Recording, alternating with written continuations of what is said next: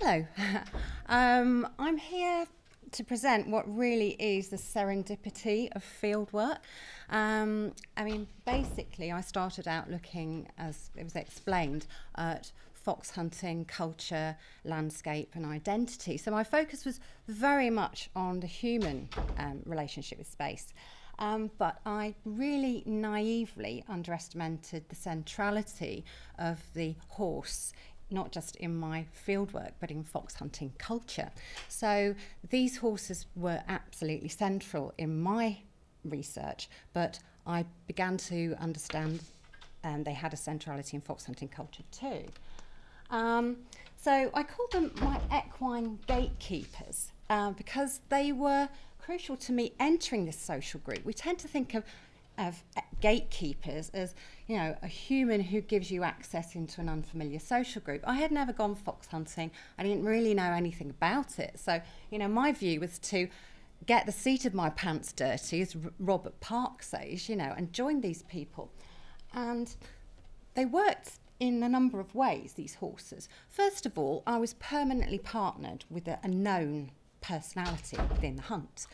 So people would say, and this is one of my horses, Dave, that I rode, "Oh, hello, Dave," you know, and I would be introduced through Dave. And they would know that Dave was part of this social group. So he was helping me mix with these people. Also, I mean, I can ride, but fox hunting, there's not really much preparation for it, and it's very sort of quite a hairy, dangerous pursuit. So these horses were really skilled at navigating the territory and getting me over these obstacles with which I wasn't familiar. And also, this leads to this point of cultural interspecies translations. Fox hunting is based upon animal narratives, which I will explain in more detail later. But the horses understood these narratives, and they understood the calls on the hunting horn, which I didn't know. So by listening and attending and feeling the reverberations of this interaction with space and culture, I was learning through these horses.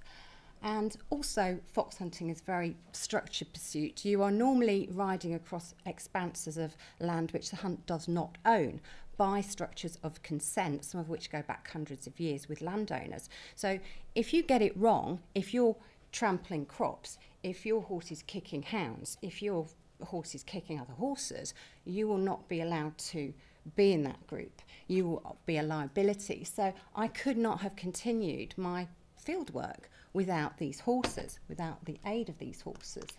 So that was a quote I had time to reflect upon by Irving Goffman, because there were many times when I knew exactly what he meant. You know, I ended up on the floor in a muddy puddle, you know, really watching that disappear into the distance. But these horses minimised that, those faux pas, and they really helped me to integrate within the social group. Now, who or what are these horses? They're called maid hunters in fox hunting parlance. Now that sounds very mechanistic. It sounds like they're judged as, you know, just a moulded product. But had I not actually engaged within this social group, I wouldn't have understood quite how nuanced it is, because they really do not see the horses in that way. But we can't get away from the fact that they are cultural products to a certain degree. And as I put here, they work in co-constructions with the landscape.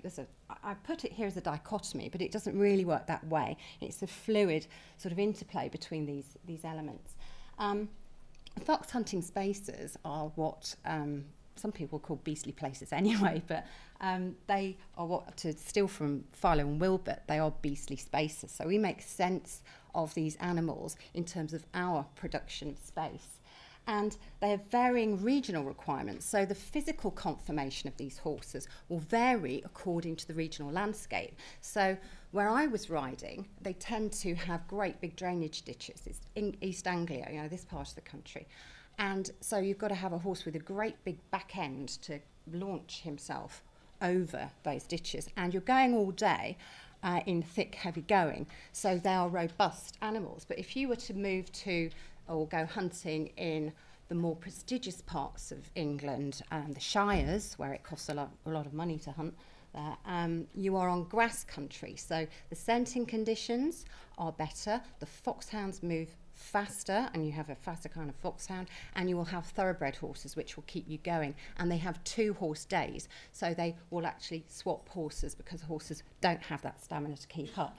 And the horses are seasonally placed, so at this time of the year they're having their summer holidays, they're grazing to get fat, then they will be brought back into work to get them fit, and then they'll gradually get fitter and fitter through the season, so there'll be an optimum sort of condition for this. It's quite an enduring experience for them.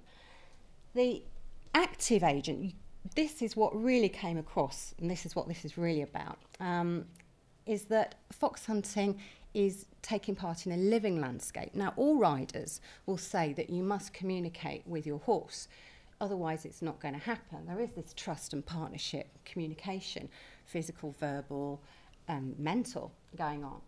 But in fox hunting, you don't know what's coming up all the time. Certain amounts of it are predictable, but horses have got to be switched on, they've got to be sharp, and they've got to think for themselves, and they've got to be agile. So this is why it's particularly valued in this context, because they will save your neck, basically. And they are, this comes up time and time again, they know their job, and you are encouraged to let them do their job. So there is this relative autonomy that's going on, where you will give the horse the reins at a jump, rather than lots of riders will collect them in, say in show jumping, count the paces. You give the horse its reins and let it work its feet out. So this is why it's particularly interesting to see this in play. Again, I'll go here to the Duke of Beaufort. I won't read it out for you because I'm sure you can all read. Well, actually, some of you probably can't see, so I'll read it. People talk about size and shape, shoulders, quarters, blood, bone and muscle, but for my part, give me a hunter with brains. He has to take care of the biggest fool of the two. I think for you both. And there is this elevation of the animal above the human in certain contexts here. That, and the point here, Beaufort writing in 1885, I discovered these temporal narratives. People were saying today what they were saying 100, 200 years ago in this context. Now, just a bit of an explanation about what goes on in fox hunting, and when I'm talking about animal narratives, how this operates. The humans don't really hunt, most of the humans there. It all happens through the foxhounds. The foxhounds pick up the scent, things that are beyond our capabilities, and they speak. And it's interesting hearing, I think it was Aidan early on, talking about the way that we look at animal vocalizations. It's not called they're not dogs, and they don't bark. They speak, they give tongue, they give voice, it's hound music, and they have all these sort of esoteric, nuanced terms for these whole variety of animal speeches.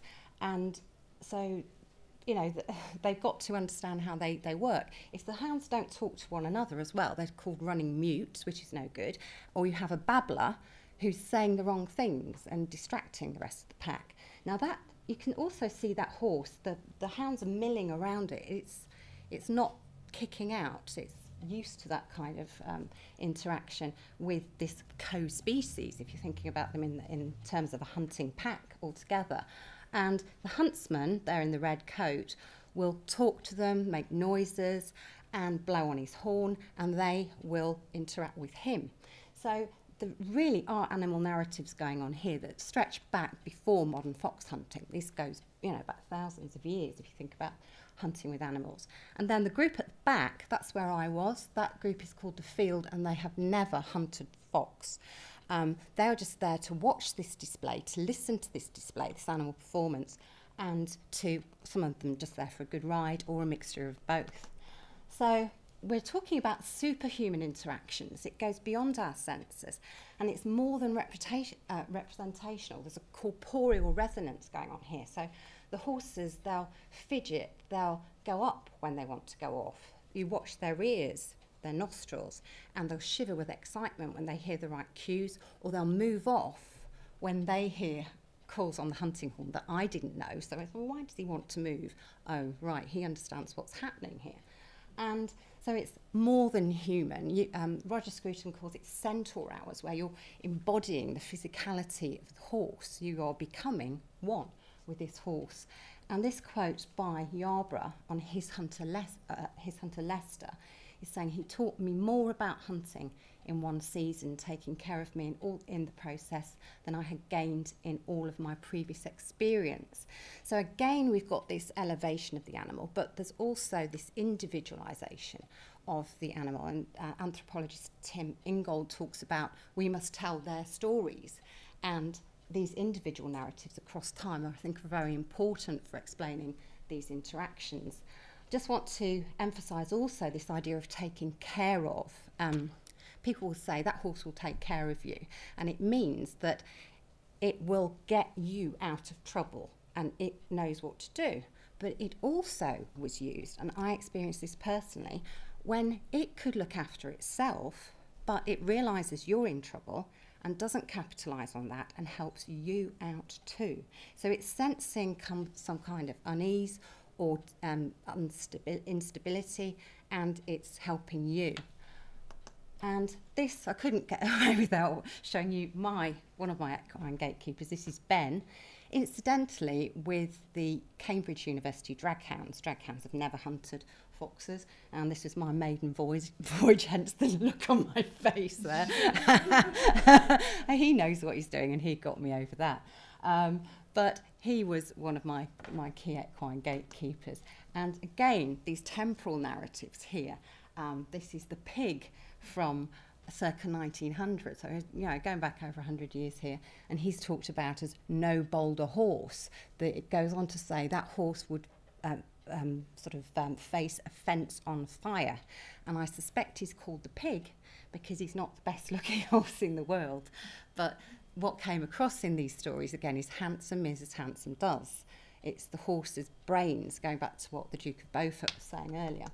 So to summarise, when I'm talking about equine gatekeepers here, I'm talking about normative participation. They kept me in a position where I was able to do my field work. They introduced me to the field and they kept me there. They helped me to understand and they translated these alien semiotics that were going on all around me. And again, it's this superhuman relationship. When we're working with animals, we are going beyond our own senses. It's an augmentation of the human self. And what I'm calling for here, I think, is a different slant. We talk about studying animals. We talk about looking at them as subjects or objects, but I'm saying here they can be co-participants, as my horses were in my experience, ethnographically. We're not a species in a bubble. We live in a multi-species environment, obviously, but let's look at the world through their senses.